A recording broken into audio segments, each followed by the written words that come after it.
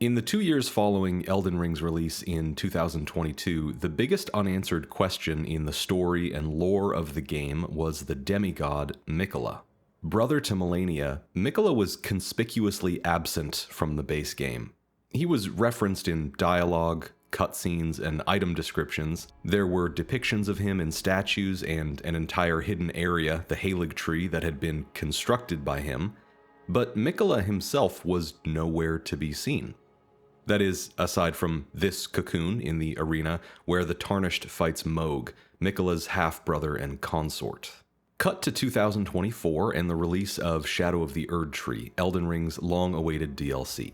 The expansion from the very beginning promised to give us answers specifically to questions surrounding Miquella, what he was doing, why he had fled the Lands Between, and what exactly his motivations were. In the trailer for the DLC, we hear this line from Ansbach. Pure and radiant, he wields love to shrive clean the hearts of men.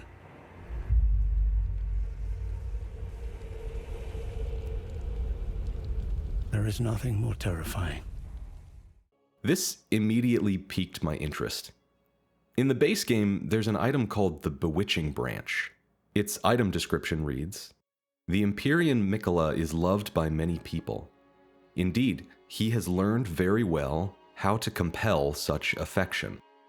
This new line of dialogue, coupled with the item description, seemed to confirm something that players had long suspected about Miquella. That a core part of his power lies in his ability to command the love, devotion, and worship of others with or without their consent. Following in Miquella's footsteps in the DLC, we explore the Land of Shadow and see that he has been casting off parts of himself. His limbs, his eyes, even abandoning Saint Trina, an alternate identity he's had since birth. Eventually, we confront him at the Gate of Divinity, where he plans to ascend to godhood, embracing his Empyrean nature and casting a spell of love and devotion over all things. This, he reasons, will finally bring peace to the Lands Between. If all are united in their love and worship of him, then all conflict will cease. Playing through the DLC, I couldn't help but think of a story by Fyodor Dostoevsky called The Grand Inquisitor. It's a story within a story, actually. It's located in his novel, The Brothers Karamazov. Ivan Karamazov tells it to his younger brother Alyosha, who is a novice monk. Ivan is a cynical man. He's renounced all faith and he rejects God because of all the suffering that he sees around him in the world. And he tells this story to his brother to try and illustrate what he sees as a conflict between the world of faith and the world of reason. In the story that Ivan tells his brother, Jesus returns to Earth during the Spanish Inquisition in the 15th century. He begins healing the sick, restoring sight to the blind. He even raises a young girl from the dead. Almost immediately, Jesus is confronted by a cardinal of the Catholic Church, an inquisitor. You might think that this man, a devoted religious figure, would be ecstatic that Jesus has returned, but he promptly arrests Jesus and throws him in jail. Later, the inquisitor comes to visit Jesus in prison. He is furious with him for coming back. The rest of the short story takes the form of an extended monologue from this inquisitor. Basically, his point is this. When Jesus was tempted by Satan in the desert, he should have taken the devil's offer.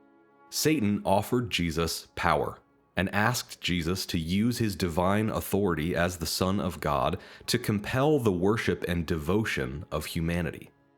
Jesus could have given humanity something to rally around, a God King who provided for their physical needs, an object of worship, and an absolute authority who could not be disobeyed.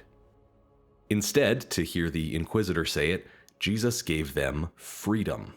Never was there anything more unbearable to the human race than personal freedom, he says. Have you seen what people do with freedom? To the inquisitor, humanity is a weak, directionless, rebellious race that needs a strong hand to guide them. And Jesus threw away his one chance at really saving humanity. by rejecting power and control in favor of such an ineffective message as love and freedom.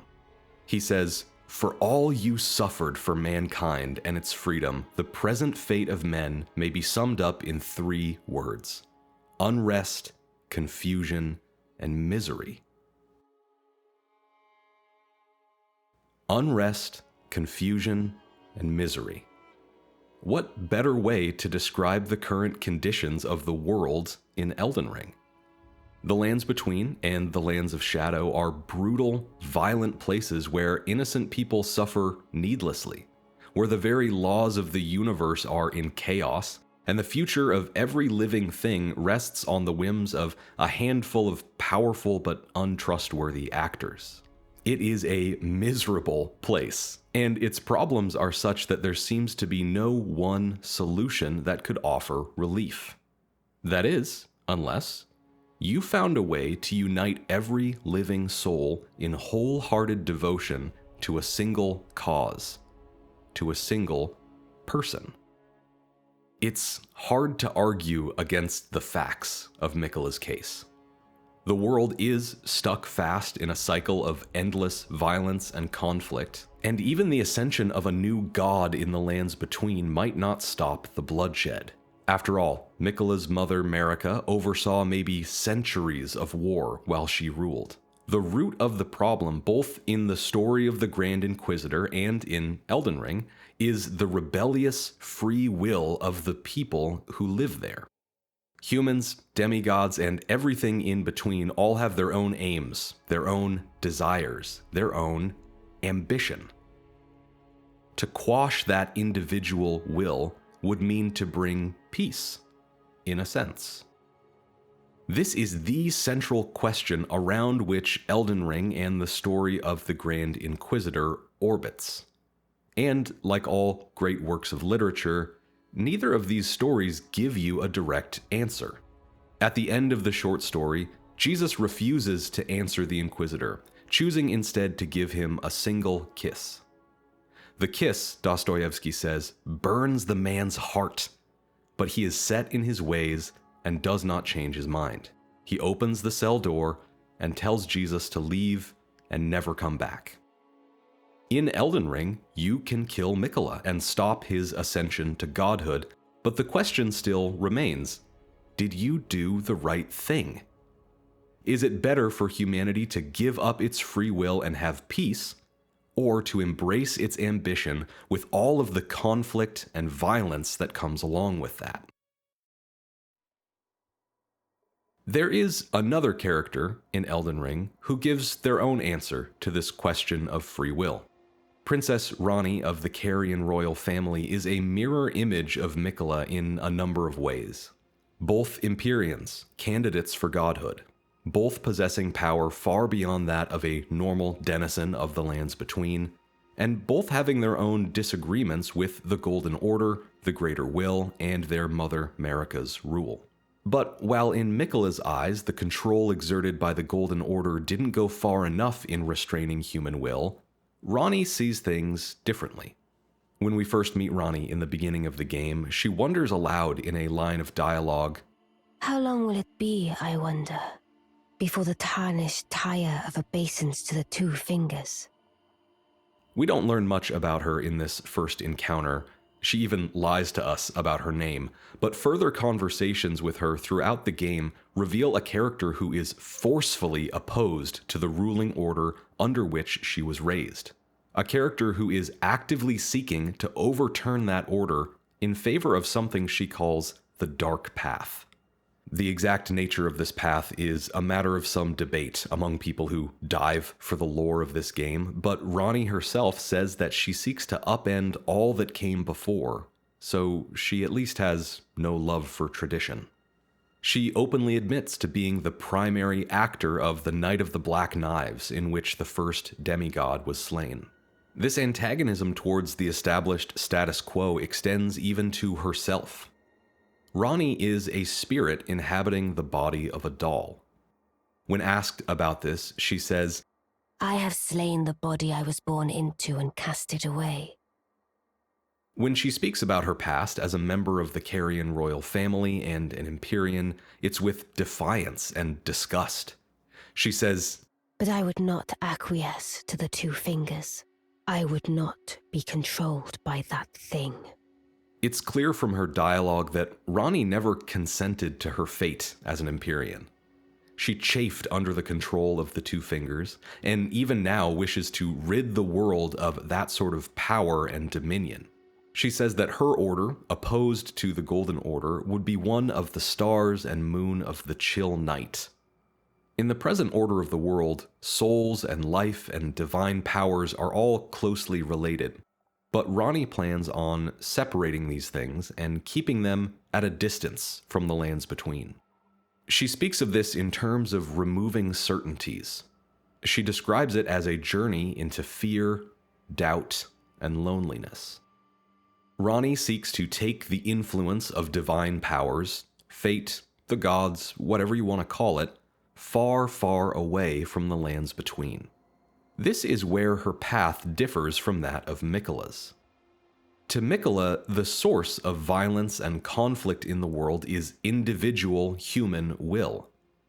Humanity, or the Tarnished, and all the other sentient beings in the lands between, are stubborn, selfish, disobedient rabble who need to have their will taken from them so peace can reign. But Ranni locates the source of conflict, hardship, and misery in the very control that Miquella holds so dear. The vying of the demigods for power, the influence of the greater will, the Golden Order, gods, kings, the ambition of the powerful, that is why the lands between are in such a state of conflict and misery. Neither of these solutions give you a neat and tidy ending, and I think it's to From Software's credit that they don't label the multiple endings to this game as good or bad. They're simply different outcomes that depend on your choices as a player. It's possible that there is no happy ending for the lands between, that no matter what you choose, someone somewhere will suffer in some way for that choice. A historical analog to Ranni's ending can be found in the religious and social turmoil of the modern era. Nietzsche called it the death of God. As the world grew more interconnected and technologically and scientifically advanced, it was growing more and more secular as well. It was becoming harder and harder, almost impossible in Nietzsche's eyes, to believe in God the way people had in older times. This social and scientific progress brought with it great expansions in human freedom and quality of life, but along with that also came a tide of loneliness, fear, and doubt, just like in Ranni's ending. When God departs from the world and we are left to our own devices, there is a grieving process that goes along with that. We can no longer view the world or each other in the way that our ancestors did. Elden Ring can be read as a metaphor for the violent transition of our own world from the Middle Ages to the modern era, specifically in the way that the powers of religion and feudalism left a trail of destruction in their wake even in their dying days. This transition was not caused by a single person, and it happened over hundreds of years. But Ranni's choice to remove these powers far away from humanity and plunge us into a period of fear, doubt, and loneliness is akin to the process that the whole world undertook in those centuries. Ranni represents the environment that writers and thinkers like Kierkegaard, Nietzsche, and Dostoevsky were responding to at the end of this process in the 19th century. The final embers of religion as a power that shaped the world were growing dim, and the rising tide of forces like capitalism, socialism, and nationalism were taking elements of that former system and reshaping them to gain control in this new secular world. There is a price to pay for freedom, for will, for ambition. Elden Ring is agnostic on whether or not this freedom is worth the price that comes with it. It does not give you an achievement for getting the good ending if you complete Ranni's questline, and it doesn't tell you that you got the bad ending if you choose a different path. How could it? These are questions that philosophers and theologians have wrestled with for thousands of years. I think that suspense, That refusal to give a clean ending or a straightforward answer is why I love this game's story. It acknowledges that any attempt to solve for these complex philosophical questions will always bring along with it some measure of pain or grief or sadness, no matter the answer. It's a mature stance, much more so than most games would take. Thank you for watching.